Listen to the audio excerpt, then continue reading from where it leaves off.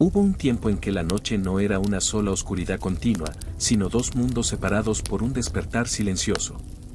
En la Europa medieval, dormir no significaba hundirse en el olvido hasta el amanecer, significaba visitar dos reinos distintos del sueño, con un intermedio sagrado de vigilia en medio de la noche más profunda. Era una forma de descanso tan natural como respirar, tan antigua como la memoria misma, y sin embargo, tan extraña para nosotros hoy que parece un sueño dentro de otro sueño. Esta no es la historia de un simple hábito curioso. Es la historia de cómo los seres humanos habitaban el tiempo de manera diferente, más lenta, más íntima, más consciente de los ritmos ocultos que aún laten bajo nuestra piel moderna. Hola a todos, esta noche comenzamos con algo que tal vez te sorprenda. Hubo una época en la que despertar a mitad de la noche no era insomnio, era lo esperado, lo normal, parte del ritmo natural de la vida. Así que, antes de ponerte cómodo, tómate un momento para darle like al video y suscribirte, pero solo si realmente disfrutas lo que hago aquí. Y déjame saber en los comentarios desde donde nos estás escuchando y qué hora es para ti. Siempre es fascinante ver quién se une a nosotros desde distintos rincones del mundo. Imagina por un momento una aldea en el norte de Francia, en el año 1350. El sol ha caído hace horas. No hay farolas en las calles empedradas, ni luces eléctricas filtrándose por las ventanas. Solo la oscuridad espesa como terciopelo, interrumpida ocasionalmente por el resplandor tembloroso de una vela o el fuego bajo de un hogar que se apaga lentamente. Una familia se retira temprano, tal vez a las 8 de la noche, quizás incluso antes en invierno. No hay libros iluminados por lámparas LED, ni series para ver hasta la madrugada. La oscuridad es total, y con ella llega el sueño como una ola natural e inevitable. Duermen juntos, a veces toda la familia en una sola habitación, bajo mantas gruesas de lana que huelen a humo y a hierba seca. El colchón es de paja o plumas, cruje suavemente con cada movimiento. Las cortinas de la cama, si las tienen, cuelgan pesadas, creando un pequeño mundo dentro del mundo, unido contra el frío penetrante de la noche. Y entonces, duermen. Pero no por 8 horas seguidas. Alrededor de la medianoche, o tal vez un poco antes, algo cambia. Los ojos se abren. No con alarma, no con ansiedad, sino con una calma extraña, casi esperada. Es el final del primer sueño. Este no es un despertar accidental. Es parte del patrón. Los documentos históricos lo llaman de muchas maneras: primo somno, el primer sueño, first sleep en inglés antiguo. Y lo que viene después, horas más tarde, es el segundo somno, el segundo sueño. Entre ambos, existe un periodo de vigilia que puede durar 1, 2, incluso 3 horas. Y en ese espacio liminal, en esa grieta suave entre dos mundos de descanso, ocurre algo extraordinario. La casa está en silencio, pero no vacía de vida. Algunas personas permanecen en la cama, envueltas en la tibieza de las mantas. No se levantan de inmediato, simplemente están, conscientes, pensando, sintiendo el peso suave de la noche sobre ellos. Es un momento para la oración silenciosa. En una época profundamente religiosa, muchos usaban este tiempo para hablar con Dios sin las distracciones del día. Las oraciones eran largas, murmuradas en latín o en el idioma local, con las manos entrelazadas bajo las sábanas, los ojos cerrados pero la mente despierta. No era algo sombrío ni obligatorio, era íntimo, como una conversación privada con el infinito. Otros se levantaban con cuidado, envolviendo sus hombros en una capa o manto. Encendían una vela, el único lujo permitido en medio de la noche, y se movían como sombras por la casa. Tal vez alimentaban el fuego para que no muriera del todo antes del amanecer. Tal vez revisaban a los niños, ajustaban las mantas, tocaban sus frentes con ternura. Algunas mujeres aprovechaban para tejer o coser, trabajos que requerían concentración pero no ruido. Los hilos se deslizaban entre los dedos en la penumbra dorada de la llama, creando patrones lentos y meditativos. Y luego estaba la intimidad. Los registros históricos, diarios, cartas, incluso manuales médicos de la época, mencionan que este tiempo entre sueños era considerado especialmente propicio para la intimidad física entre parejas. No había prisa, no había interrupciones del día. Solo la quietud, la oscuridad y la calidez compartida de dos cuerpos en un mundo dormido. Era un momento fuera del tiempo, ni día ni noche, ni despierto ni dormido del todo. Un umbral. Algunos simplemente reflexionaban. Pensaban en el día que había pasado, en las preocupaciones que cargaban, en las decisiones que debían tomar. Sin las distracciones constantes de la vida diurna, la mente vagaba libremente, procesando, ordenando, sanando. Y luego, gradualmente, sin alarma ni reloj que lo marcara, el cuerpo volvía a sentir el tirón del sueño. Los ojos se cerraban de nuevo. La respiración se profundizaba. Y comenzaba el segundo sueño, más ligero a veces, más profundo otras, pero siempre distinto del primero. Este segundo ciclo duraba hasta el amanecer. Y cuando la luz gris del alba comenzaba a filtrarse entre las rendijas de las contraventanas de madera, la gente despertaba naturalmente, sin la violencia de una alarma moderna, sino con la suavidad de quien ha descansado verdaderamente. No era caos. No era desorden del sueño. Era el ritmo natural del cuerpo humano antes de que la luz artificial y los horarios industriales reescribieran nuestros patrones de descanso. Historiadores como Roger Ekirch han encontrado más de 500 referencias a este patrón de sueño bifásico en documentos que abarcan desde la antigua Grecia hasta la Europa del siglo XIX. Aparece en diarios personales, en obras de teatro, en tratados médicos, en sermones religiosos. No era una rareza, era la norma. Y sin embargo, hoy lo hemos olvidado casi por completo.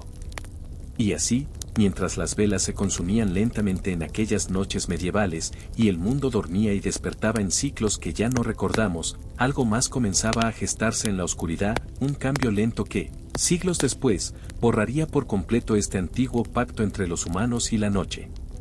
La noche medieval no era un vacío que debía llenarse con sueño continuo hasta el amanecer. Era un territorio vivo, lleno de posibilidades secretas y actividades que hoy nos parecerían imposibles. Entre el primer y segundo sueño, en esas horas robadas al reloj moderno, existía un mundo paralelo, uno donde la oscuridad no daba miedo, sino permiso para ser diferente. Era un tiempo sin testigos, sin obligaciones sociales, sin miradas ajenas. Y en ese espacio liminal, las personas descubrían versiones de sí mismas que el día no permitía ver. En una abadía benedictina del siglo XIII, el sonido de una campana rompe suavemente el silencio de la medianoche. No es una alarma violenta, es un llamado esperado, casi reconfortante. Los monjes se levantan de sus catres de madera, envuelven sus hábitos sobre los hombros y caminan descalzos por corredores de piedra fría hacia la capilla. Es la hora de maitines, la oración de medianoche. Para las órdenes religiosas, este despertar no era opcional, pero tampoco era una carga. Era el momento más sagrado del día, cuando el mundo estaba en su punto más quieto y Dios parecía más cercano. Las voces masculinas se elevaban en canto gregoriano, resonando contra las bóvedas altas, creando armonías que parecían venir de otro plano de existencia. Cantaban salmos completos, a veces durante una hora o más. Luego regresaban a sus celdas, no para dormir inmediatamente, sino para meditar, para leer pasajes de las Escrituras a la luz de una sola vela, para copiar manuscritos con una paciencia infinita. El silencio entre los cantos era tan importante como los cantos mismos. Era un silencio lleno, denso, casi tangible, el tipo de quietud que solo existe en la mitad de la noche, cuando hasta el viento parece contener la respiración. Pero fuera de los monasterios, en las casas comunes, la vigilia nocturna tenía un sabor completamente diferente. En una granja inglesa, un hombre despierta en su primer sueño y permanece inmóvil por un momento, escuchando. Escucha la respiración lenta de su esposa a su lado, el crujido ocasional de la madera asentándose, el murmullo distante de los animales en el establo. Todo está en orden. Se levanta con cuidado, envuelve una manta sobre sus hombros y camina descalzo hacia la cocina. El fuego está casi apagado, solo brasas rojas que pulsan débilmente en la oscuridad. Añade un par de leños pequeños, sopla suavemente hasta que las llamas vuelven a despertar. No tiene prisa. No hay ningún lugar donde deba estar. Es solo él, el fuego, y la noche. Toma un poco de pan duro del día anterior, lo ablanda sobre las brasas. Bebe agua de un jarro de barro. come lentamente, masticando cada bocado con atención, saboreando la simplicidad de ese momento robado al sueño.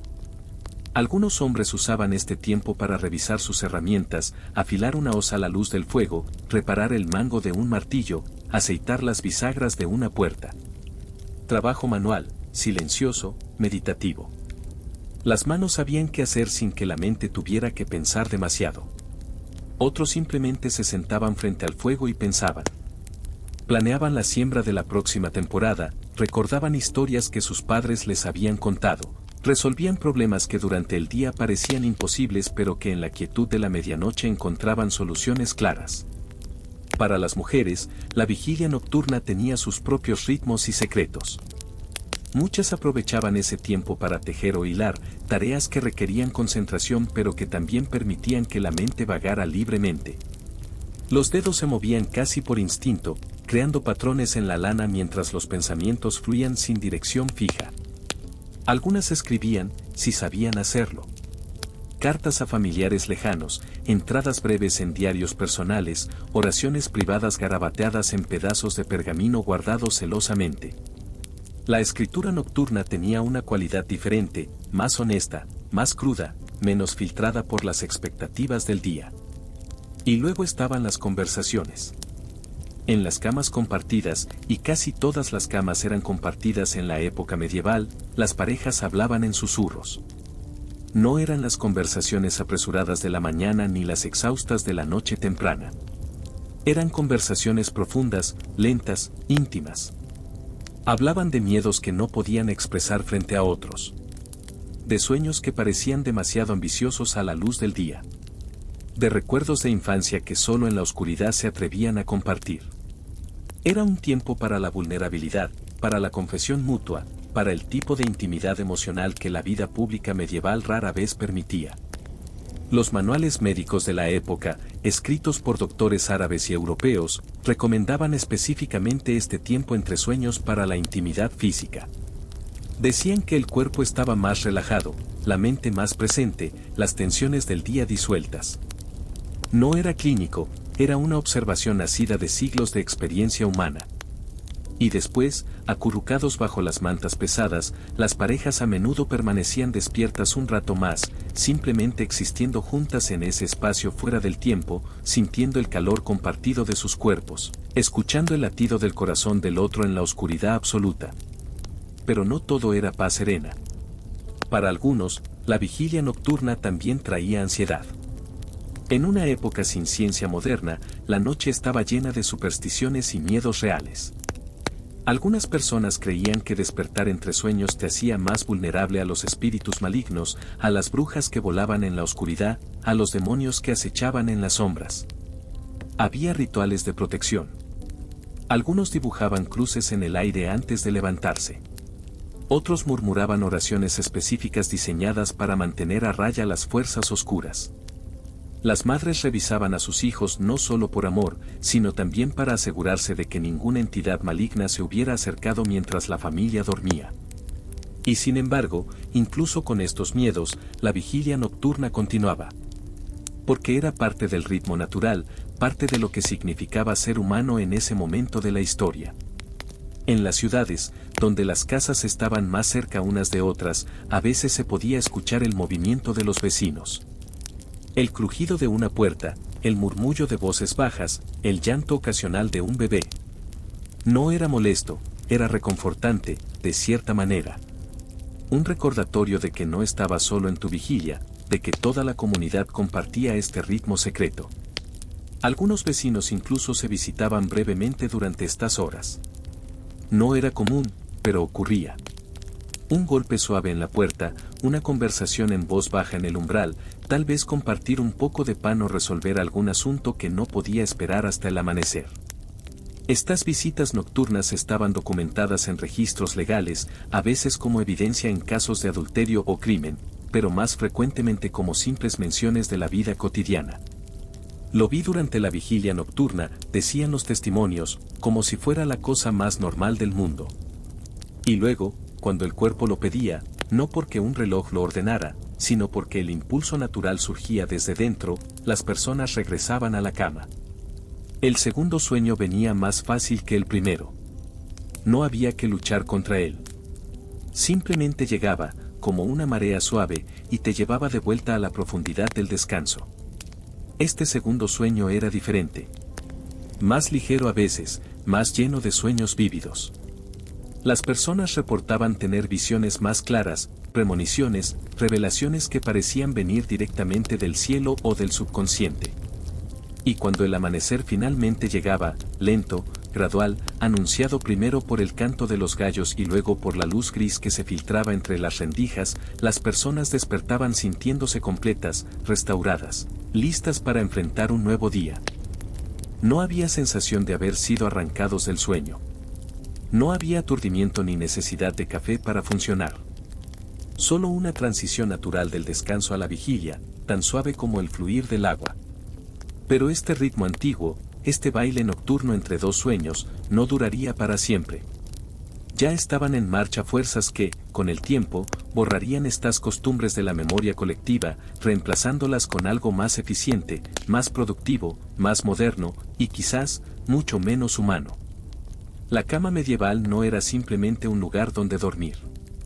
Era un santuario, un refugio, un mundo dentro del mundo.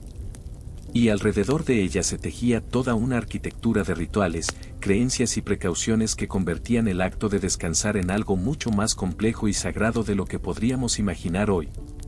Dormir, en la Edad Media, era un acto que requería preparación, protección y una profunda conciencia de los peligros, tanto físicos como espirituales, que la noche podía traer. Imagina entrar a un dormitorio noble del siglo XIV. Lo primero que notarías no sería la cama en sí, sino las cortinas pesadas que la rodean por completo. Gruesas telas de lana o terciopelo cuelgan de un marco de madera tallada, creando una habitación dentro de la habitación. Estas cortinas no eran solo decorativas. Eran esenciales. En una época sin calefacción central, sin ventanas selladas, sin ninguna manera de controlar el frío penetrante del invierno europeo, estas cortinas creaban una cápsula de calor. El aliento de las personas que dormían dentro, el calor de sus cuerpos bajo mantas de lana y pieles, quedaba atrapado en ese espacio reducido, convirtiendo la cama en un refugio tibio contra la noche helada. Pero también servían para otro propósito, privacidad. Incluso en las casas nobles, los dormitorios rara vez eran verdaderamente privados. Sirvientes dormían en la misma habitación, a veces en catres al pie de la cama principal. Niños compartían espacios con adultos. La idea moderna de un dormitorio individual era prácticamente inexistente para la mayoría de la población. Las cortinas de la cama creaban una ilusión de soledad. Cuando se cerraban, el mundo exterior desaparecía. Dentro de ese espacio reducido, bajo las mantas, en la oscuridad absoluta, existía una intimidad que de otra manera hubiera sido imposible. Para las clases menos privilegiadas, la situación era diferente pero no menos íntima.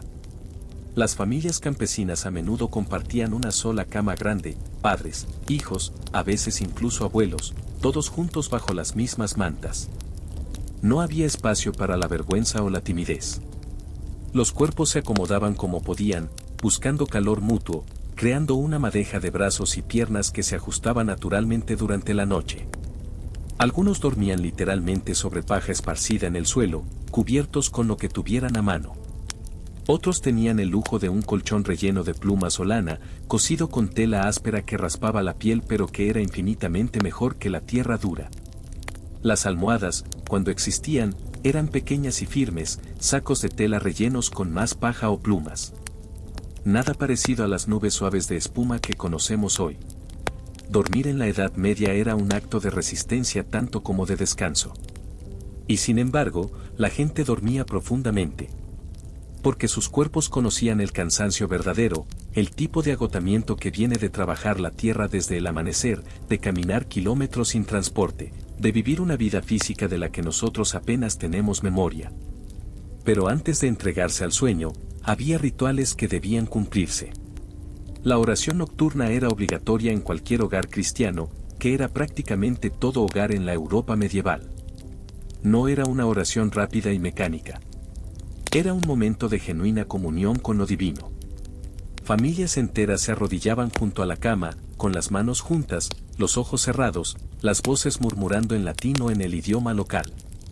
Pedían protección para la noche que venía. Agradecían por el día que había pasado. Confesaban pecados menores, expresaban esperanzas para el mañana. Algunas oraciones eran específicas para la noche. Pedían protección contra demonios nocturnos, contra pesadillas enviadas por brujas, contra la muerte súbita en el sueño, un miedo muy real en una época donde la gente podía acostarse sana y no despertar jamás. Había una oración particularmente popular en Inglaterra medieval que decía: Matthew, Mark, Luke and John, bless the bed that I lie on. Four corners to my bed, four angels round my head. Palabras simples, casi infantiles, pero cargadas de un poder reconfortante. La idea de que 4 ángeles montaban guardia alrededor de tu cama mientras dormías hacía que la oscuridad pareciera menos amenazante. Y luego estaban las precauciones más prácticas. Muchas personas colocaban hierbas bajo la almohada o colgadas cerca de la cama. Lavanda para promover sueños pacíficos. Romero para ahuyentar pesadillas. Ajo, siempre ajo, contra espíritus malignos y, según algunas creencias, contra vampiros y otras criaturas de la noche. Algunos dibujaban cruces en las paredes con carbón o tiza bendecida. Otros colgaban amuletos religiosos, pequeños crucifijos, medallones de santos, reliquias que supuestamente contenían fragmentos de hueso de mártires cristianos. No era superstición vacía. Para las personas medievales, el mundo espiritual era tan real como el físico. La noche era el momento cuando el velo entre ambos mundos se volvía más delgado, cuando las fuerzas oscuras tenían más poder, cuando los muertos podían caminar entre los vivos. Dormir era, en cierto sentido, una pequeña muerte. Te entregabas a la inconsciencia, vulnerable, indefenso. Por eso era tan importante protegerse antes de cerrar los ojos. Había también creencias específicas sobre cómo dormir. Los médicos medievales, influenciados por la tradición griega e islámica, tenían opiniones muy definidas al respecto. Recomendaban dormir sobre el lado derecho primero, para ayudar a la digestión. Luego girar hacia el izquierdo durante el segundo sueño, para equilibrar los humores corporales. Dormir boca arriba era considerado peligroso, podía invitar pesadillas o incluso permitir que demonios se sentaran sobre tu pecho, causando esa sensación de parálisis que ahora llamamos parálisis del sueño, pero que entonces se atribuía a un íncubo o súcubo. Dormir boca abajo era aún peor, una posición demasiado vulnerable, demasiado similar a la muerte. La posición ideal era acurrucada, casi fetal, con las rodillas dobladas y las manos cerca del pecho. Una posición de protección natural, de repliegue sobre uno mismo. Y luego estaba la cuestión de la desnudez. Contrario a lo que muchos podrían pensar, la mayoría de las personas medievales no dormían desnudas. El frío lo hacía imposible. Dormían con camisones largos de lino o lana, prendas simples que cubrían desde el cuello hasta los tobillos. Estos camisones nocturnos eran una de las pocas prendas que se lavaban regularmente, porque absorbían el sudor y los aceites corporales. Cambiarlos y lavarlos era una forma básica de higiene en una época donde bañarse completamente era un evento raro. Para los más pobres, simplemente dormían con la misma ropa que habían usado durante el día. No tenían el lujo de prendas especiales para la noche. Pero quizás el aspecto más extraño del sueño medieval, al menos para nosotros, era la completa ausencia de privacidad que consideramos esencial hoy. En las posadas y tabernas, los viajeros compartían camas con completos desconocidos. No era raro que 3, 4, incluso 5 personas durmieran en el mismo colchón, todos alineados como sardinas, compartiendo calor y espacio sin pensarlo 2 veces. Los registros de posadas muestran quejas ocasionales, no sobre compartir la cama, sino sobre compañeros de cama que roncaban demasiado fuerte, que olían mal o que robaban las mantas. Incluso en contextos más formales, la privacidad era un concepto flexible. Los criados dormían en la misma habitación que sus amos, listos para ser llamados en cualquier momento de la noche. Las nodrizas dormían con los bebés que amamantaban, a veces en la misma cama que la familia noble. La idea de que dormir era una actividad fundamentalmente privada simplemente no existía de la manera que la entendemos hoy. Y cuando finalmente todos se acomodaban, las oraciones dichas, las hierbas colocadas, las cortinas cerradas, los cuerpos apiñados bajo las mantas, descendía el silencio. Un silencio diferente al que conocemos.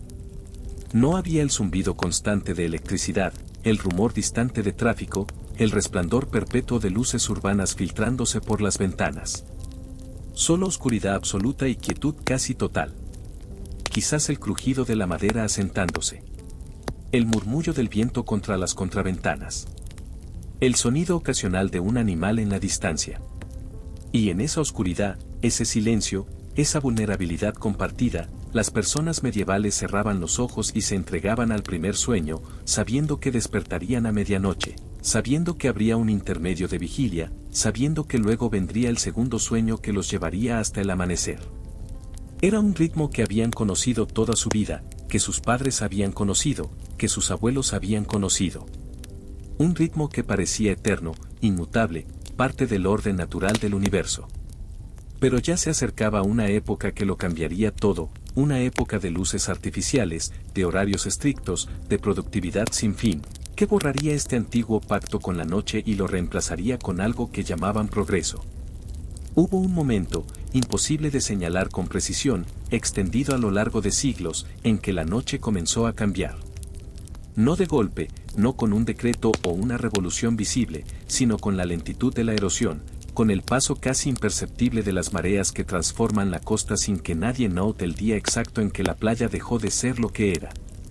La luz artificial llegó primero como un susurro, luego como un grito, y finalmente como un rugido constante que nunca se detiene.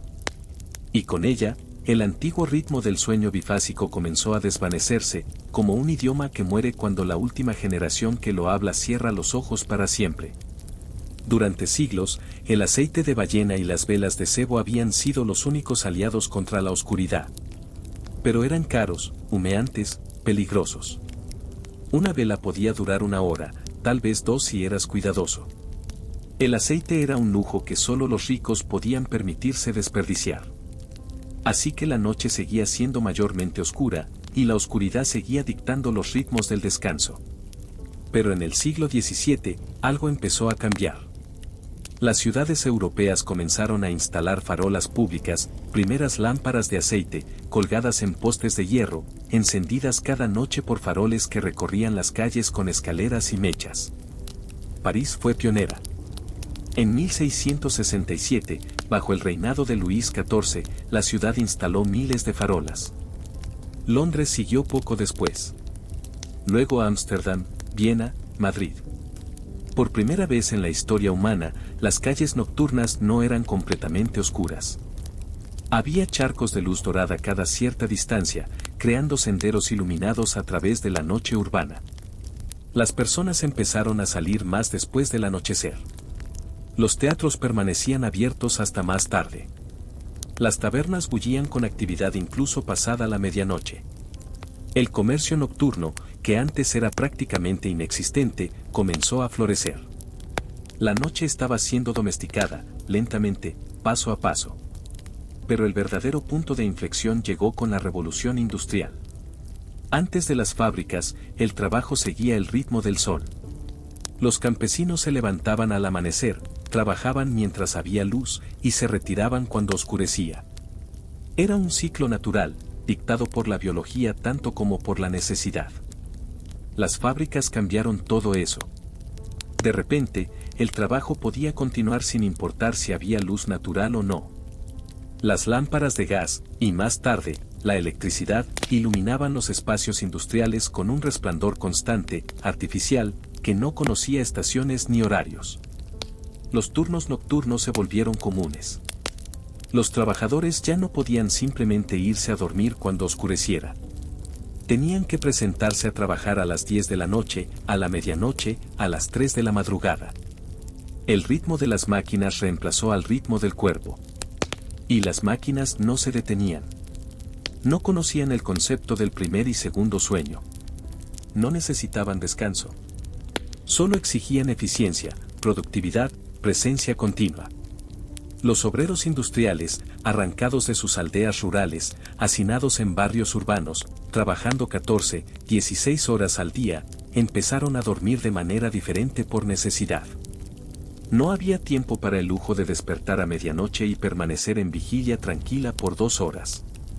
Necesitaban maximizar cada minuto de descanso que pudieran robar a sus jornadas brutales. El sueño se convirtió en algo que había que optimizar, algo que había que comprimir en el menor tiempo posible para poder seguir siendo productivo. Y luego llegó la luz eléctrica. Thomas Edison no inventó la bombilla, pero la perfeccionó, la popularizó, la convirtió en algo accesible para las masas. En las últimas décadas del siglo XIX, las ciudades de Europa y América comenzaron a brillar por primera vez en la historia humana. Ya no eran solo charcos de luz en la oscuridad. Eran constelaciones terrestres, ríos de luz que fluían por avenidas enteras, que convertían la noche en un simulacro del día. Las personas podían leer hasta tarde sin forzar la vista. Podían trabajar en casa después de que el sol se ocultara. Podían socializar, entretenerse, vivir de maneras que antes solo eran posibles durante el día. La oscuridad, que durante milenios había sido una fuerza absoluta, inevitable, que gobernaba los ritmos humanos, fue derrotada. Y con su derrota, desapareció también el antiguo patrón del sueño bifásico. Los cambios fueron graduales pero implacables. En las ciudades industriales, los horarios se estandarizaron. Las fábricas, las oficinas, las escuelas, todas funcionaban según relojes precisos, horarios fijos. Había que estar despierto a las 7 de la mañana, no cuando saliera el sol. Había que trabajar hasta las 6 de la tarde, no hasta que oscureciera. El tiempo dejó de ser fluido y se volvió mecánico. Y el sueño tuvo que ajustarse a esa nueva realidad.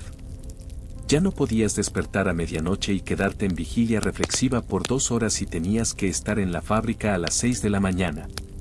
Necesitabas dormir de corrido, como se empezó a decir, una frase que antes habría parecido extraña, porque ¿de qué otra manera se dormiría?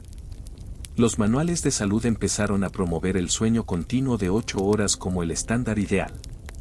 Los médicos comenzaron a considerar que despertar a medianoche era señal de insomnio, un problema que debía tratarse, no un patrón natural que debía respetarse. En apenas 2 o 3 generaciones, la memoria del sueño bifásico se desvaneció casi por completo. Para principios del siglo XX, el patrón antiguo había sido completamente olvidado en las áreas urbanas e industrializadas. Solo persistía en algunas comunidades rurales aisladas, en lugares donde la electricidad aún no había llegado, donde el ritmo de vida seguía dictado más por el sol que por el reloj. Pero incluso allí, el cambio era inevitable. La radio llegó a los hogares rurales. Luego la televisión. Los programas se transmitían según horarios fijos, creando nuevos ritmos de entretenimiento que mantenían a las personas despiertas hasta más tarde, viendo shows que terminaban a las 11 de la noche, a la medianoche. ¿Por qué irías a dormir a las 8 cuando tu programa favorito empezaba a las 9? Los horarios escolares se estandarizaron nacionalmente. Los niños de las granjas remotas tenían que estar en la escuela a la misma hora que los niños de las ciudades, lo que significaba levantarse más temprano, dormir según patrones más modernos.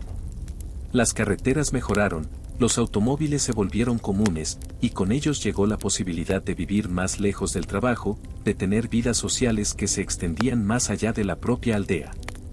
La movilidad borró el aislamiento que había preservado los viejos hábitos. Y algo más se perdió en el proceso, algo más sutil pero igualmente importante. La vigilia nocturna entre sueños había sido un espacio sagrado. Un tiempo para la introspección, para la oración silenciosa, para la intimidad profunda con la pareja, para que la mente procesara las experiencias del día sin la presión de tener que hacer algo. Era un tiempo sin producir, sin consumir, sin ser observado o juzgado. Un tiempo de simple existencia. El mundo moderno no tiene espacio para esos tiempos vacíos. Cada momento debe ser aprovechado, optimizado, llenado con algo útil o al menos entretenido. Si despertamos a medianoche ahora, no permanecemos en quietud reflexiva. Tomamos el teléfono y revisamos las redes sociales. Encendemos la televisión. Nos preocupamos por el insomnio y tomamos pastillas para volver a dormir. La idea de que ese despertar podría ser natural, de que podría tener un propósito, de que podríamos simplemente estar en esa vigilia sin intentar arreglarla, esa idea se ha perdido casi por completo. Hay ironía en todo esto, por supuesto. Nos quejamos de epidemias de insomnio.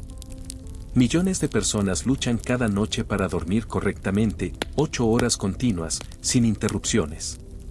Gastamos fortunas en medicamentos, en terapias, en tecnología para rastrear nuestros patrones de sueño.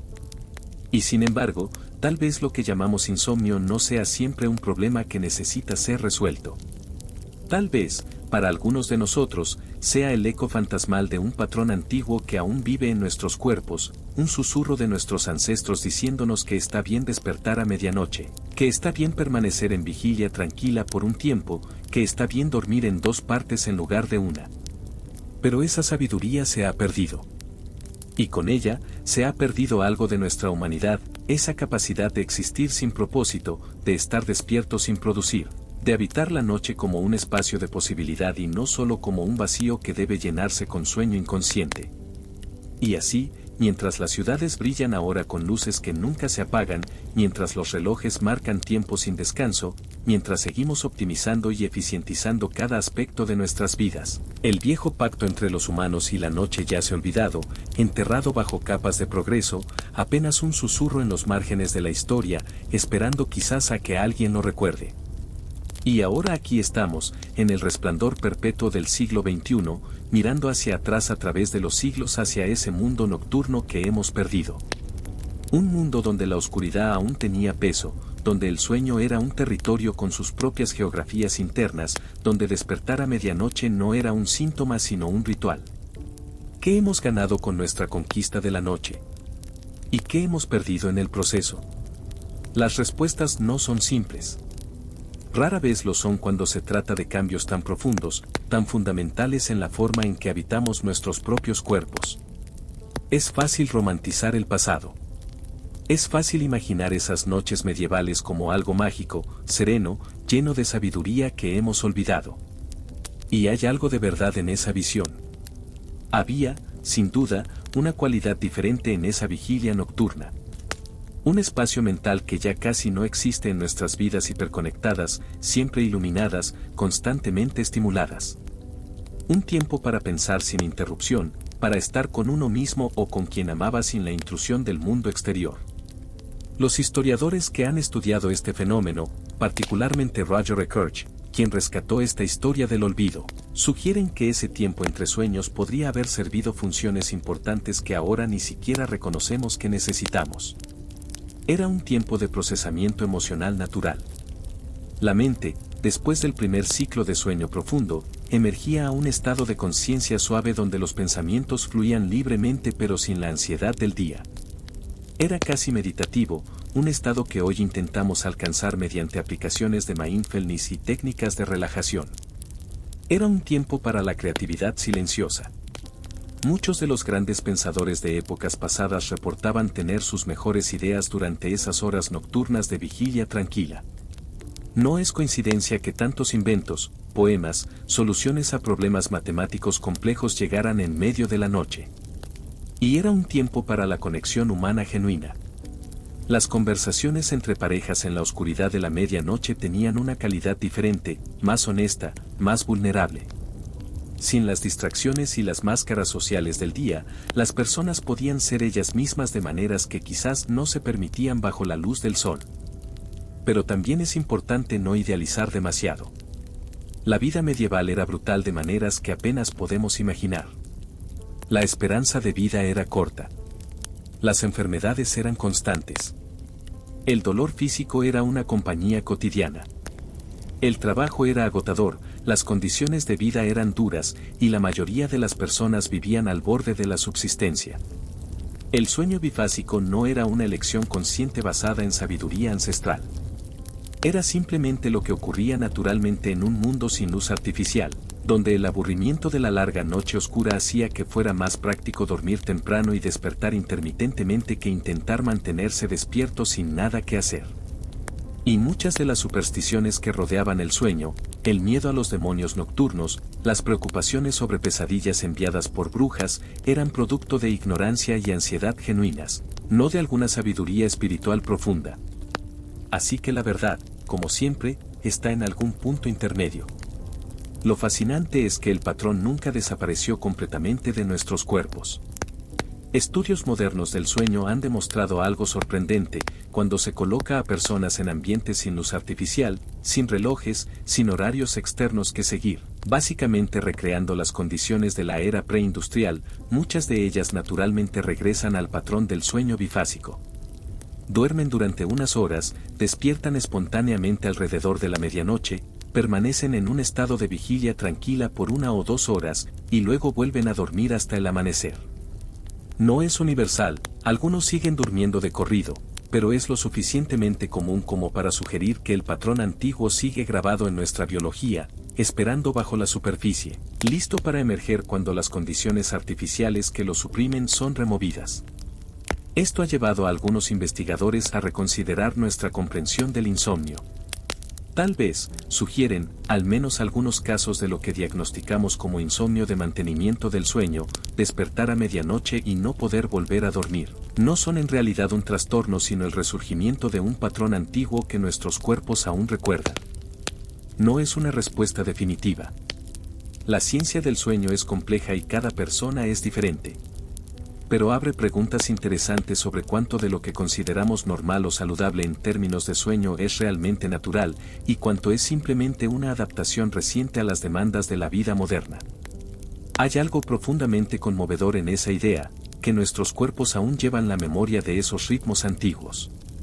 Que cuando despertamos a las 3 de la madrugada, incapaces de volver a dormir inmediatamente, frustrados y ansiosos, tal vez estamos experimentando el eco de algo que fue normal durante miles de años.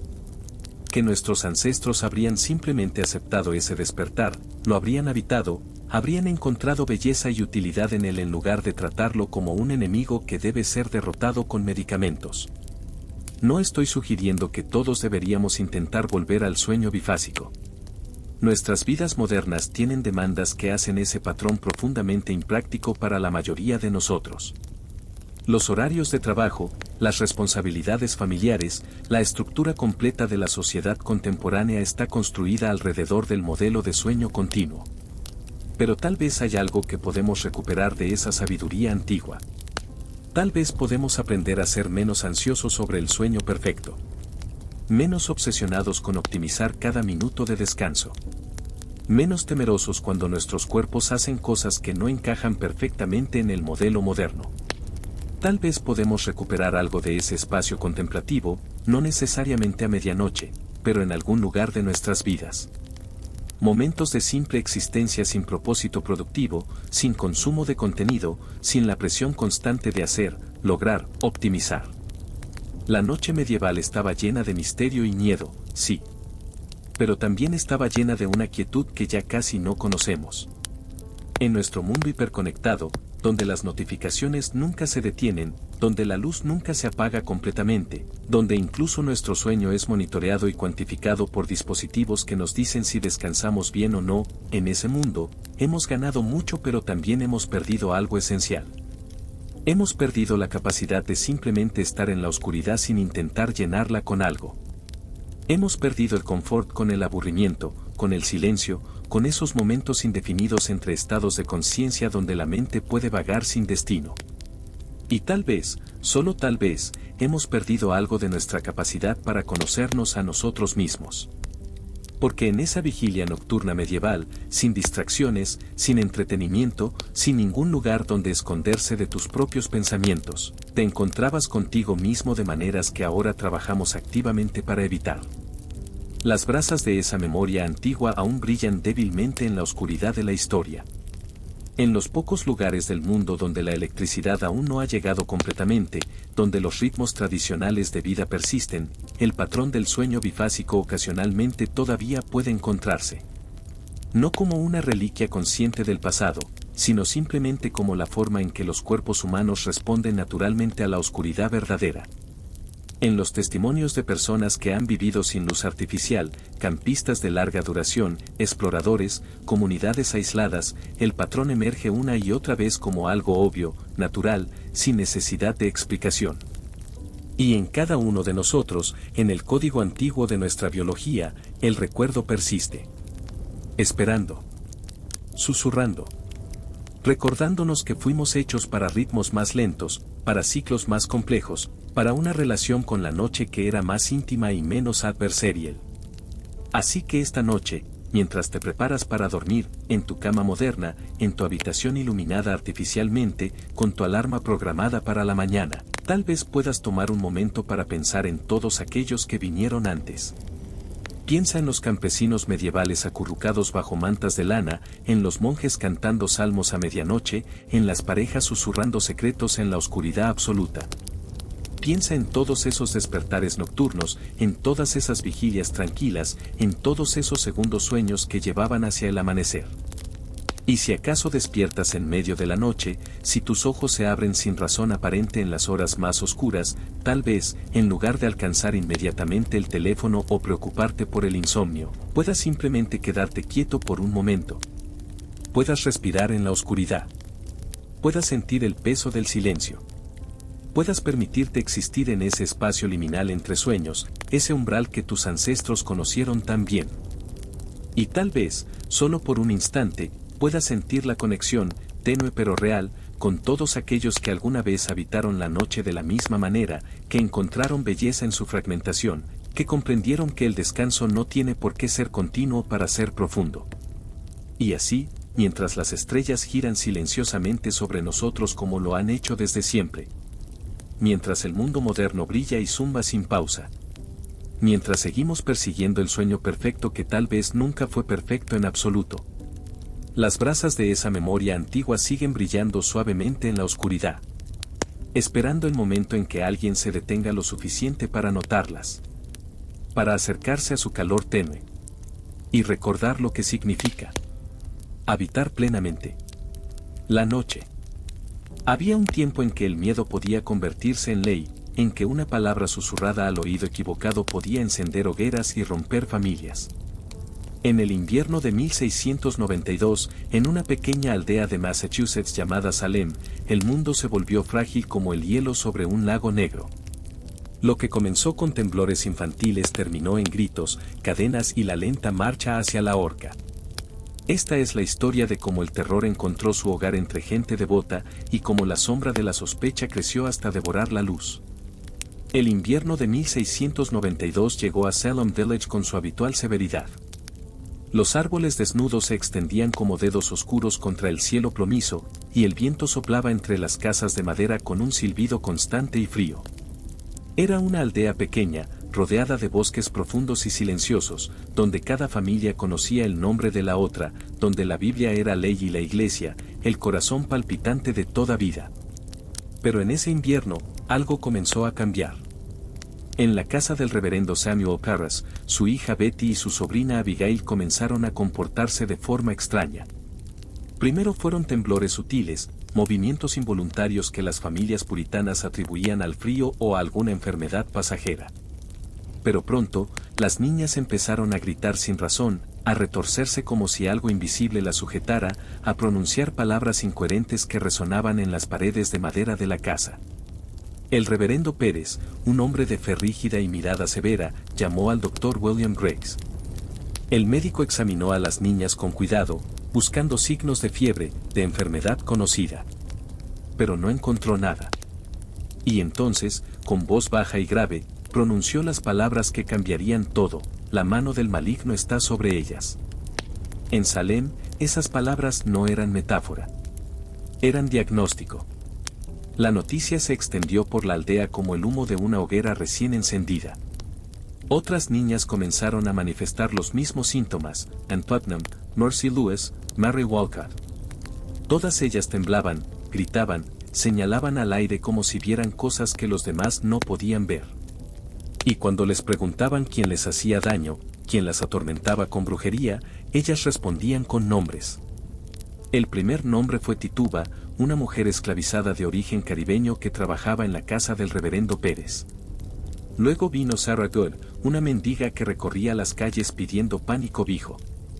Y después, Sarah Osborne, una mujer mayor que rara vez asistía a los servicios religiosos. 3 mujeres que vivían al margen de la comunidad, 3 almas fáciles de acusar, 3 sombras perfectas para recibir el peso del miedo colectivo. Los magistrados llegaron a Salem Village en marzo de ese año. Iona Torney y Jonathan Corwin, hombres de autoridad y expresión severa, instalaron un tribunal improvisado en la casa de reuniones. Las acusadas fueron llevadas ante ellos con las manos atadas, los rostros cansados, los ojos llenos de confusión y terror. Tituba fue la primera en ser interrogada. Bajo la presión de las preguntas, bajo el peso de las miradas acusadoras, ella confesó. Sí, dijo, había visto al diablo. Sí, había firmado su libro. Sí, había espíritus que volaban por la noche. Su confesión, arrancada entre lágrimas y temblores, abrió las compuertas de la histeria. Si Tituba era bruja, entonces había más. Si el diablo caminaba por Salem, entonces nadie estaba a salvo. Sarah God negó todo. Con voz ronca y desesperada, juró su inocencia. Pero cuando las niñas gritaron y cayeron al suelo en convulsiones en plena audiencia, cuando señalaron hacia ella acusándola de atacarlas con su espíritu invisible, las palabras de Sarah se perdieron en el caos. Sarah Osborne también negó. También suplicó. También fue ignorada. Las tres mujeres fueron enviadas a prisión, encadenadas en celdas oscuras y húmedas, esperando un juicio que aún no tenía forma clara. Pero el miedo ya no podía detenerse. En las semanas siguientes, más nombres fueron pronunciados. Martha Corey, una mujer respetada y devota, fue acusada. Rebecca Nurse, anciana de más de 70 años, conocida por su bondad y su fe inquebrantable, también fue señalada. La lista crecía día tras día, y cada nuevo nombre traía consigo más arrestos, más cadenas, más celdas llenas de gente que hasta hacía poco había sido vecina, amiga, familia. La aldea de Salem comenzó a fracturarse desde adentro. Los que acusaban sentían el poder de sus palabras. Los acusados sentían el peso del abandono. Y en el centro de todo, las niñas seguían temblando, seguían gritando, seguían señalando. El aire de Salem Village se volvió pesado, cargado de susurros y sospechas. Nadie sabía quién sería el próximo. Nadie se atrevía a hablar demasiado alto, a defender demasiado fuerte, a cuestionar demasiado abiertamente. Porque en Salem, en ese invierno maldito de 1692, una palabra bastaba para convertir a un inocente en culpable, y el miedo era la única ley que todos obedecían sin cuestionamiento. Las hogueras aún no se encendían, pero ya podían olerse en el viento. Y mientras las celdas de la prisión se llenaban de almas confundidas y asustadas, mientras los magistrados preparaban los juicios que definirían vida y muerte, el cielo sobre Salem seguía gris, inmóvil, como si también esperara el veredicto de una historia que apenas comenzaba a escribirse con tinta de sombra y ceniza. La primavera llegó a Salem, pero no trajo consigo la promesa de renovación que solía acompañar al deshielo. Los campos seguían fríos, los corazones más aún. Las celdas de la prisión de Boston, a donde habían llevado a muchos de los acusados, estaban oscuras y húmedas, con paredes de piedra que sudaban agua helada y suelos cubiertos de paja podrida. Allí esperaban hombres y mujeres cuyo único crimen había sido existir en el momento equivocado, en el lugar equivocado, bajo la mirada equivocada. En mayo de 1692, el nuevo gobernador de Massachusetts, William Phips, llegó con una misión clara: restaurar el orden. Pero el orden que él entendía no era detener la histeria, sino darle forma legal. Estableció un tribunal especial llamado el Tribunal de Oyer y Terminer, un nombre antiguo que significaba oír y determinar. Su propósito era claro y terrible: juzgar a los acusados de brujería y dictar sentencia. Los jueces fueron seleccionados entre hombres de reputación y poder: William Stoughton, Samuel Sewell, John Hathorne. Hombres que creían sinceramente en la existencia del diablo, en su capacidad de infiltrarse en los corazones humanos, en la necesidad de purgar el mal con mano firme. Hombres que veían en cada acusación no una mentira, sino una batalla espiritual. El primer juicio comenzó el 2 de junio. La acusada era Bridget Bishop, una mujer de mediana edad conocida por su comportamiento poco convencional. Usaba ropa de colores brillantes en una comunidad que valoraba la sobriedad, había sido casada 3 veces, y se rumoreaba que frecuentaba tabernas. En Salem, eso bastaba para ser diferente. Y ser diferente, en tiempos de miedo, era ser sospechoso. Bridget entró a la sala del tribunal con las manos atadas, la espalda recta, los ojos cansados pero desafiantes. Los magistrados la observaron desde sus asientos elevados, rodeados de Biblias y documentos legales. Las niñas acusadoras estaban presentes, sentadas en primera fila como testigos principales de cargo. La acusación fue leída en voz alta. Bridget Bishop había practicado brujería, había firmado pacto con el diablo, había usado su espíritu invisible para atormentar a las jóvenes de Salem. Los testigos comenzaron a desfilar. Vecinos que recordaban extrañas apariciones nocturnas. Hombres que juraban haber visto su forma espectral flotando por sus habitaciones. Las niñas que gritaban y caían en convulsiones cada vez que Bridget las miraba. El tribunal aceptó algo llamado evidencia espectral, el testimonio de que el espíritu de alguien había atacado a otro, incluso si el cuerpo físico de la acusada estaba en otro lugar. Era una lógica imposible de refutar. Si tu espíritu podía separarse de tu cuerpo y hacer daño, ¿cómo podías demostrar tu inocencia? No había testigos que pudieran exonerar a un espíritu invisible. No había coartada posible para un crimen que ocurría en el mundo de las sombras. Bridget Bishop negó todo. Con voz firme, juró ante Dios que era inocente. Pero sus palabras se perdieron en el clamor de las acusaciones, en los gritos de las niñas, en la convicción férrea de los jueces de que estaban combatiendo una guerra santa. El veredicto llegó rápido, culpable. La sentencia fue pronunciada con solemnidad, muerte por ahorcamiento. El 10 de junio de 1692, bajo un cielo nublado y silencioso, Bridget Bishop fue llevada a Gallows Hill, una colina rocosa en las afueras de Salem. Allí, frente a una multitud que observaba en silencio mezclado con fervor religioso, fue colgada hasta morir. Su cuerpo quedó suspendido en el aire durante horas, meciéndose levemente con el viento, un mensaje claro para todos: la brujería tenía precio, y ese precio era la vida. Pero su muerte no apaciguó el miedo. Lo alimentó. En las semanas siguientes, los juicios se aceleraron. Rebecca Nurse, la anciana devota de 71 años, fue juzgada en junio. Su caso conmovió a muchos. Era conocida por su bondad, por su fe inquebrantable, por los años de servicio a la comunidad. Cuando el jurado inicial la declaró inocente, un murmullo de alivio recorrió la sala. Pero entonces las niñas acusadoras comenzaron a gritar de nuevo. Sus cuerpos se convulsionaron. Y el juez William Stoughton, desde su asiento elevado, pidió al jurado que reconsiderara. Bajo presión, el jurado cambió su veredicto: culpable. Rebecca Nurse fue llevada a la horca el 19 de julio, junto con otras 4 mujeres: Sarah Good, Sarah Wiles, Elizabeth Howe y Susanna Martin. 5 mujeres colgadas el mismo día, sus cuerpos balanceándose en Gallows Hill mientras el sol se ponía lentamente sobre Salem. Sarah Good, aquella mendiga acusada en los primeros días, pronunció sus últimas palabras hacia el reverendo Nicholas Noyes, quien le exigía confesar antes de morir. Con voz ronca y llena de furia, Sarah le gritó: «Yo no soy más bruja que tú eres hechicero. Si me quitas la vida, Dios te dará sangre que beber». Esas palabras quedaron flotando en el aire como una maldición que el tiempo no olvidaría. Los juicios continuaron sin pausa. Agosto trajo más ejecuciones. John Proctor, un granjero respetado que se había atrevido a cuestionar las acusaciones, fue ahorcado junto con otros 4, el reverendo George Burroughs, John Willard, George Jacob Sr. y Martha Carrier. George Burroughs, antes ministro de Salem Village, recitó el Padre Nuestro perfectamente en la horca, algo que se decía imposible para una bruja. Pero ni siquiera eso lo salvó. Septiembre fue el mes más oscuro. 8 personas más fueron ejecutadas, incluyendo a Martha Corey, aquella mujer devota cuya acusación había sorprendido a todos. Y hubo un hombre, Giles Corey, esposo de Martha, que se negó a declararse culpable o inocente ante el tribunal. Por esa negativa, fue sometido a una tortura antigua: lo acostaron en el suelo y colocaron piedras pesadas sobre su pecho, una tras otra, hasta que confesara o muriera.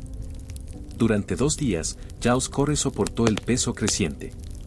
Cada vez que le preguntaban si se declararía, él respondía con 2 palabras: más peso. Finalmente, aplastado bajo las piedras, murió sin confesar, sin ceder, llevándose su dignidad hasta el último aliento. Salem ya no era una aldea. Era un campo de batalla donde el enemigo era invisible y las armas eran palabras. Las familias se dividían. Los amigos se traicionaban. Los vecinos señalaban con el dedo, temiendo que el silencio los convirtiera en el próximo acusado. La paranoia era una niebla espesa que cubría cada calle, cada casa, cada corazón. Y en medio de todo, las niñas seguían señalando. Sus convulsiones se volvían más dramáticas. Sus acusaciones, más amplias. Ya no solo atacaban a marginados y mendigos.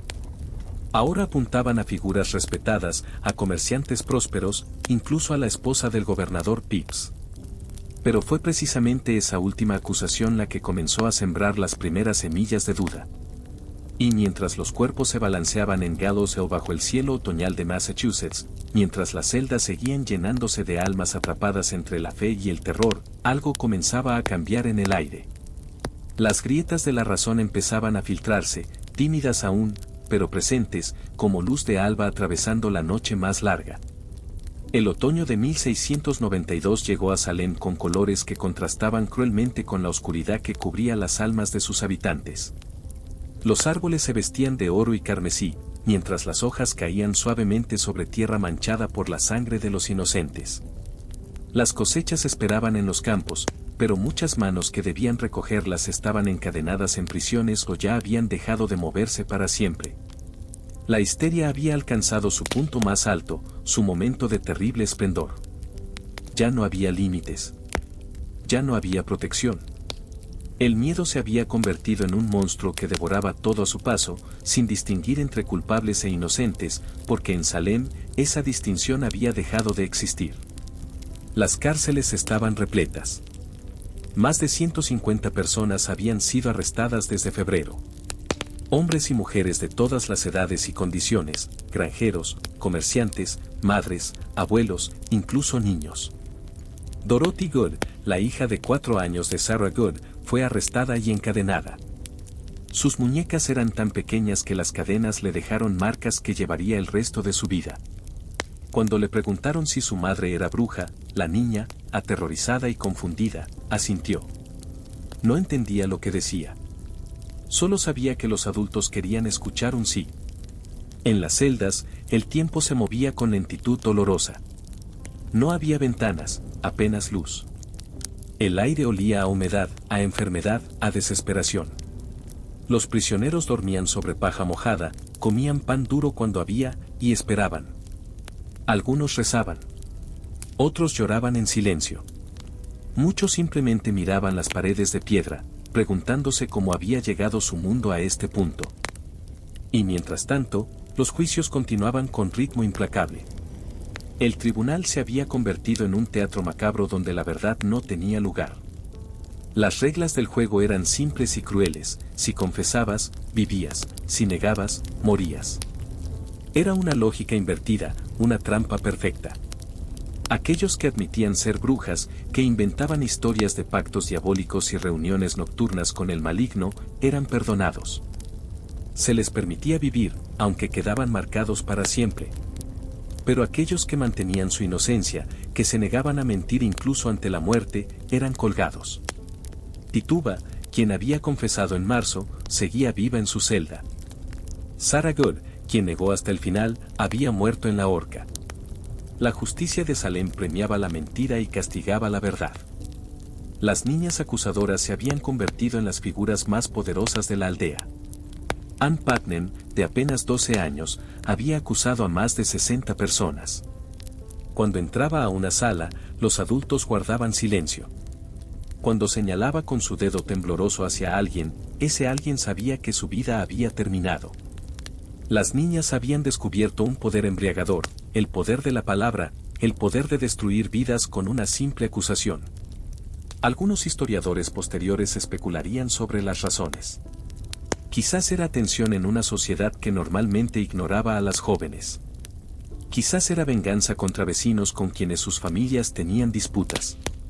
Quizás era genuino delirio, producto de alguna enfermedad desconocida o envenenamiento accidental.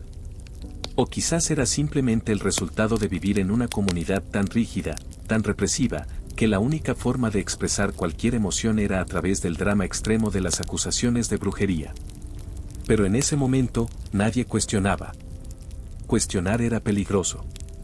Hubo quienes intentaron alzar la voz. El reverendo Henry Mather, padre del famoso ministro Cotton Mather y una de las voces religiosas más respetadas de Nueva Inglaterra, comenzó a expresar dudas sobre la evidencia espectral. En octubre, escribió un tratado titulado Casos de conciencia concernientes a los maleficia malos y las personas poseídas por demonios, donde argumentaba que era mejor dejar escapar a 10 brujas culpables que condenar a una persona inocente. Sus palabras cayeron como piedras en un estanque silencioso, creando ondas lentas pero visibles.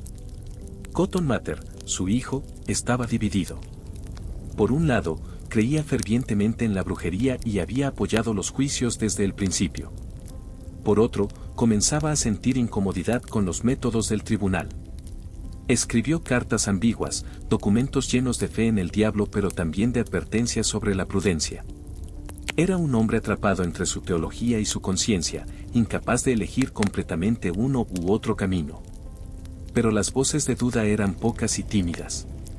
La mayoría de la comunidad seguía atrapada en el torbellino del miedo. Algunos vecinos se acusaban entre sí por rencores antiguos, disputas de tierras, deudas no pagadas, insultos pasados. La brujería se había convertido en el arma perfecta para resolver conflictos personales. Un susurro en el oído correcto, y tu enemigo desaparecía encadenado. Mary Easty, hermana de Rebecca Nurse, fue arrestada, liberada brevemente cuando las niñas dejaron de acusarla, y luego arrestada de nuevo cuando cambiaron de opinión. Escribió una carta desde la prisión, una carta que aún hoy resuena con dignidad y dolor: yo voy por el camino del cual sé que he de regresar. Ruego que su señoría sea complacido en examinar a estas personas afligidas estrictamente, que ninguna sangre más inocente sea derramada. Fue ahorcada el 22 de septiembre. En medio de toda esta oscuridad, había momentos de humanidad que brillaban como velas en la tormenta. Algunas familias arriesgaban todo para defender a sus seres queridos. John Proctor, antes de morir, escribió cartas desesperadas pidiendo que se trasladara el juicio a Boston, donde quizás hubiera más racionalidad. Su esposa Elizabeth estaba embarazada cuando fue arrestada, y eso le salvó la vida temporalmente. No ahorcaban a mujeres embarazadas. Cuando John fue llevado a la horca, Elizabeth lo vio desde su celda, sintiendo crecer dentro de ella la vida que su esposo nunca conocería. Había también pequeños actos de resistencia. Algunos alguaciles se mostraban lentos al arrestar a los acusados. Algunos jurados dudaban antes de emitir sus veredictos. Algunos vecinos murmuraban en voz baja que todo aquello había ido demasiado lejos. Pero esos actos eran gotas de agua en un océano de histeria. Y las ejecuciones continuaban. Gallows Hill se había convertido en un lugar maldito. Los cuerpos de los ahorcados no recibían entierros cristianos. Eran arrojados a fosas poco profundas, cubiertas apenas con tierra y piedras. Algunas familias, en la oscuridad de la noche, robaban los cuerpos de sus seres queridos para darles sepultura digna en lugares secretos. Salem ya no era una comunidad. Era un campo de ruinas donde cada persona caminaba con miedo, donde cada mirada podía ser interpretada como sospechosa, donde cada palabra podía ser la última. Y sin embargo, bajo toda esa oscuridad, algo comenzaba a moverse. Una corriente subterránea de duda, de cansancio, de hartazgo. La histeria había alcanzado su punto máximo. Y como toda tormenta, solo podía ir en una dirección después de ese punto, hacia su fin. Y mientras el viento otoñal arrastraba las últimas hojas doradas sobre Gallows Hill, mientras las sombras se alargaban sobre una aldea exhausta de tanto miedo, el mundo comenzaba a prepararse para un cambio que nadie había previsto pero que todos, en secreto, empezaban a desear. Octubre llegó a Salem con un frío que parecía más profundo que el de cualquier invierno anterior. No era solo el aire helado que cortaba la piel, sino algo más antiguo, más pesado, el frío de la culpa, de la duda, de las preguntas que comenzaban a susurrarse en las esquinas oscuras de las casas, lejos de los oídos de los magistrados. ¿Cuántos inocentes habían muerto ya? ¿Cuántos más debían morir antes de que terminara esta pesadilla? Las grietas en el edificio de la histeria comenzaron a hacerse visibles. No llegaron de golpe, sino como filtraciones lentas de luz atravesando muros de piedra. Primero fueron murmullos. Luego, voces más firmes. Y finalmente, acciones que cambiarían el curso de los acontecimientos. El primer quiebre importante vino de un lugar inesperado. Las propias acusadoras comenzaron a extender sus señalamientos demasiado lejos. Cuando las niñas acusaron a la esposa del gobernador William Phelps, Lady Mary Phelps, el mundo de Salem tembló. Ya no eran solo marginados, mendigos o vecinos problemáticos. Ahora apuntaban a la élite, a aquellos con verdadero poder y conexiones. El gobernador Pepys, quien hasta ese momento había permitido que los juicios continuaran, se detuvo. Su esposa acusada de brujería era un insulto demasiado personal, una amenaza demasiado cercana. Y por primera vez, alguien con autoridad real comenzó a hacer preguntas incómodas. Mientras tanto, en las prisiones, la situación se volvía insostenible. Más de 150 personas seguían encarceladas, esperando juicios que se acumulaban sin fin. Las condiciones eran brutales: frío extremo, enfermedades que se propagaban entre los prisioneros, falta de comida adecuada. Algunos morían en sus celdas antes siquiera de ser juzgados. Sarah Osborne, una de las primeras acusadas, había fallecido en prisión en mayo. Ann Foster, una anciana de 72 años, murió encadenada en diciembre. Su crimen había sido existir. Y había otro problema creciente: el costo económico. Los prisioneros debían pagar por su propia manutención en la cárcel, por las cadenas que los sujetaban, incluso por el transporte hacia su ejecución. Las familias se arruinaban tratando de mantener con vida a sus seres queridos encarcelados. Granjas quedaban abandonadas. Negocios cerraban. La economía de Salem comenzaba a colapsar bajo el peso de su propia paranoia. El reverendo Henry Mather intensificó su crítica. Su tratado de octubre había sido solo el comienzo. Ahora hablaba más abiertamente sobre los peligros de la evidencia espectral. El diablo puede asumir la forma de una persona inocente, argumentaba. Si eso era cierto, entonces todas las acusaciones basadas en visiones espectrales eran inútiles. Todo el edificio legal sobre el cual se habían construido los juicios se derrumbaba. Otros ministros comenzaron a unirse tímidamente a su voz. No todos, pero suficientes para crear un coro de duda que ya no podía ser ignorado. En octubre, el gobernador Pepys escribió una carta a sus superiores en Inglaterra, explicando la situación y sus crecientes preocupaciones. Había demasiadas acusaciones, demasiadas ejecuciones, demasiada incertidumbre. La colonia de Massachusetts estaba al borde del caos total. El 29 de octubre de 1692, el gobernador Pepys tomó una decisión que cambiaría todo: disolvió el tribunal de Oyer y Terminer. Los juicios especiales de brujería terminaban oficialmente. Las ejecuciones se detenían. El silencio que siguió a ese anuncio fue profundo y extraño. Después de meses de gritos, acusaciones y muerte, de repente todo se detuvo. Las niñas que habían sido el centro de atención durante tanto tiempo descubrieron que sus palabras ya no tenían el mismo poder. Los magistrados que habían dictado sentencias con certeza férrea ahora guardaban sus documentos en silencio. Pero el fin de los juicios no significó el fin del sufrimiento. 150 personas seguían en prisión. No podían simplemente ser liberadas sin más. Debían pagar sus deudas carcelarias primero, el costo de su comida, de sus cadenas, de su encierro. Familias enteras se endeudaban para liberar a sus seres queridos. Algunos prisioneros permanecieron encadenados durante meses más, no por brujería, sino por pobreza. Tituba, quien había confesado en marzo y había sobrevivido gracias a esa confesión, permaneció en prisión durante más de un año. El reverendo Pérez, su dueño, se negó a pagar por su liberación. Finalmente, fue vendida a otro amo para cubrir los costos. Su destino posterior es un misterio que la historia nunca resolvió. En enero de 1693, se estableció un nuevo tribunal, la Corte Superior de Justicia, para juzgar a los casos pendientes. Pero esta vez, las reglas habían cambiado. La evidencia espectral ya no era admisible. Solo pruebas tangibles, concretas. Y bajo esas reglas, casi ningún caso tenía fundamento. De los 52 casos que fueron juzgados, solo 3 personas fueron declaradas culpables. Y el gobernador Pepys, en un acto de clemencia tardía, les otorgó el perdón a las 3. En mayo de 1693, los últimos prisioneros fueron liberados.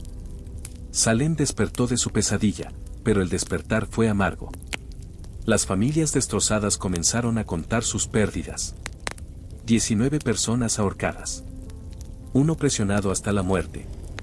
Al menos 5 muertos en prisión esperando juicio. Decenas más cuyas vidas habían sido destruidas por meses de encierro y acusaciones. Niños huérfanos. Esposas viudas. Padres que habían enterrado a sus hijos en tumbas sin nombre. Y entonces llegó algo aún más doloroso, el arrepentimiento. Ann Putnam, una de las acusadoras principales, tendría que vivir el resto de su vida sabiendo que sus palabras habían enviado a decenas de personas a la muerte.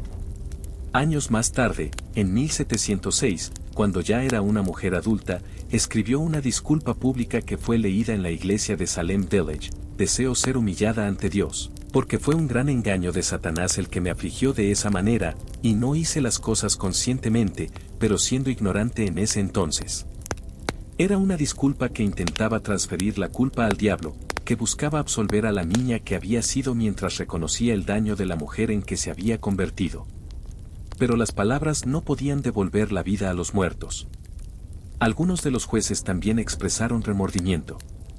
Samuel Sewall, uno de los magistrados del tribunal, emitió una disculpa pública en 1697, reconociendo la culpa y vergüenza de haber participado en los juicios. Se puso de pie en la iglesia mientras se leía su declaración, asumiendo públicamente su responsabilidad. Pero otros nunca lo hicieron. William Stockton, el juez principal, defendió los juicios hasta su muerte, insistiendo en que habían hecho lo correcto, que el diablo realmente había estado en Salem y que habían cumplido con su deber sagrado de combatirlo. Salem intentó reconstruirse.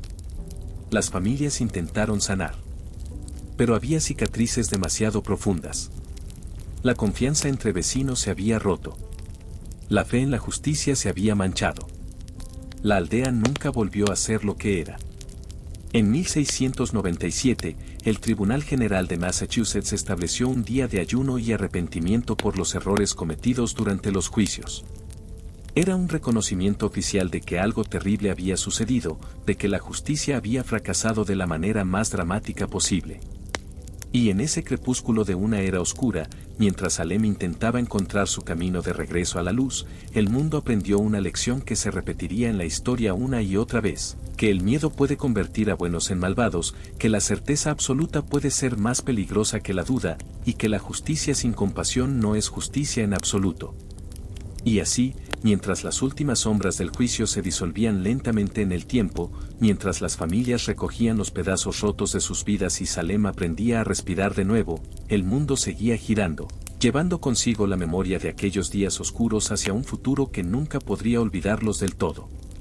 Los años pasaron sobre Salem como olas suaves sobre piedras antiguas, erosionando lentamente los bordes afilados del trauma, pero nunca borrando del todo las marcas que habían quedado grabadas en la memoria colectiva de aquella comunidad.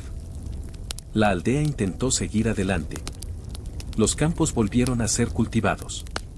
Las casas de reuniones se llenaron de nuevo con familias que rezaban juntas, aunque ahora las oraciones tenían un peso diferente, una súplica más urgente de perdón y entendimiento. Los niños nacieron, crecieron y escucharon historias susurradas sobre aquel año terrible cuando el miedo había gobernado las calles. Pero Salem nunca pudo simplemente olvidar. En 1702, apenas una década después de los juicios, el Tribunal General de Massachusetts declaró que los procesos habían sido ilegales. Era un reconocimiento tardío, pero necesario. Las condenas fueron anuladas oficialmente. Los nombres de los ejecutados fueron limpiados, al menos en papel. Pero el papel no podía devolverles la vida, ni borrar las lágrimas de sus familias. En 1711, la colonia fue más lejos. Se aprobó una ley que otorgaba compensación financiera a las familias de las víctimas. 578 libras fueron distribuidas entre los herederos de aquellos que habían sido ejecutados o encarcelados. Era una suma considerable para la época, pero todos sabían que ninguna cantidad de dinero podía comprar de vuelta los años perdidos, los cuerpos colgados, las vidas destruidas. Elizabeth Proctor, quien había sobrevivido gracias a su embarazo, recibió compensación por la ejecución de su esposo John y por sus propios meses de encierro. Usó el dinero para criar a sus hijos en una granja pequeña, lejos de Salem Village, lejos de los recuerdos. Vivió hasta 1737, llevando consigo durante más de 40 años la memoria de aquellos días oscuros. Las familias de Robacaners compraron de vuelta las tierras que habían sido confiscadas. Construyeron monumentos simples en sus propiedades, lugares donde podían llorar en privado, lejos de las miradas de aquellos que preferían olvidar. Salem Village cambió su nombre. En 1752, se separó oficialmente y se convirtió en Danvers, Massachusetts. Era un intento de dejar atrás la identidad manchada, de comenzar de nuevo bajo un nombre que no llevara el peso de la historia. Pero los fantasmas no se van simplemente porque cambies el letrero en el camino. Las generaciones pasaron. Los que habían vivido los juicios murieron, llevándose consigo sus recuerdos directos. Pero la historia permaneció, transmitida de abuelos a nietos, escrita en documentos judiciales que se guardaban en archivos polvorientos, grabada en las lápidas de un cementerio que todavía existe. Con el tiempo, Salem se convirtió en símbolo. Ya no era solo una aldea de Massachusetts, sino una advertencia para el mundo. Cuando la histeria colectiva amenazaba con desatar su furia en otros lugares y otros tiempos, alguien siempre mencionaba Salem. No queremos otra casa de brujas, decían. Y todos entendían la referencia. En el siglo XIX, escritores como Nathaniel Hawthorne, descendiente directo del juez John Hathorne, exploraron el legado oscuro de Salem en sus obras. Hawthorne cambió la ortografía de su apellido, añadiendo una W, en un intento simbólico de distanciarse de las acciones de su ancestro. Escribió sobre la culpa, la hipocresía puritana y los pecados que persiguen a las familias a través de generaciones. Arthur Miller, en 1953, escribió El Crisol, una obra de teatro sobre los juicios de Salem que era, en realidad, una crítica velada del macartismo y la caza de comunistas que asolaba Estados Unidos en ese momento. Salem se había convertido en metáfora universal, un espejo en el cual cada generación podía ver reflejados sus propios miedos y excesos. Y mientras tanto, en el propio Salem, la memoria física de aquellos eventos permanecía. Gallows Hill, donde 19 inocentes habían sido colgados, se convirtió en un lugar de reflexión. Durante siglos, su ubicación exacta fue debatida, perdida en las brumas del tiempo y el deseo de olvidar.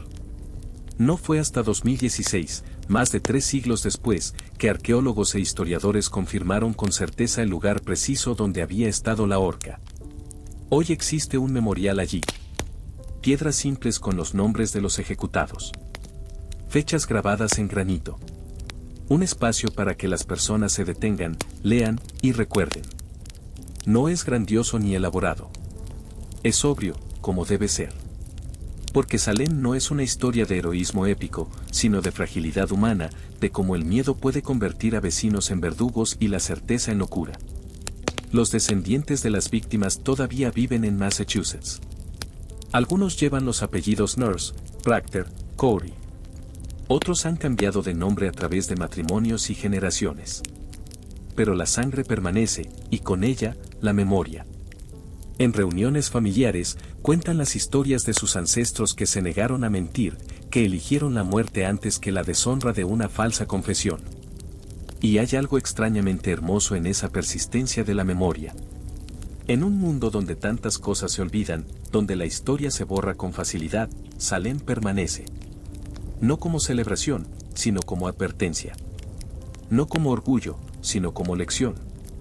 La última víctima en ser oficialmente exonerada fue Elizabeth Johnson Jr., en 2022.